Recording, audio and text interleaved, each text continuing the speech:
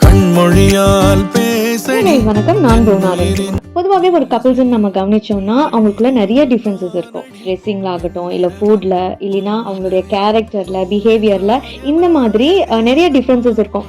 சில ஒத்துமைங்க இருந்தாலுமே நிறைய டிஃப்ரென்சஸ் இருக்கும். அந்த டிஃப்ரென்சஸ் தான் அவங்களை அப்படியே ஒரு மேக்னெட் மாதிரி கூட இருக்க வைக்குது. ஏன்னா நம்ம படிச்சிருக்கோம்ல, ஆப்போசிட் போல்ஸ் அட்ராக்ட் ஈச் அதர்ன்றது, அந்த மாதிரி தான். இனிஷியல் ஸ்டேஜில் வேணால் இது வந்து என்னடா இப்படி இருக்கேன்னுட்டு ஒரு பயத்தை கொடுக்கும். பட் லேட்டர் ஆன் இந்த டிஃப்ரென்சஸ் தான் ஒரு ஃபேவி பாண்டிங்கை தரும். பிஓவி எங்களுக்குள்ளாரையுமே நிறைய ஒத்துமைங்க இருந்தாலும் அதுக்கு ஈக்குவலாக டிஃப்ரென்சஸ் இருக்குது. இப்போ இங்கே வந்தது கூட ஒரு ஹவுஸ் ஹோல்டு ஐட்டமை அப்டேட் பண்ணணும்னு சொல்லிட்டு தான்.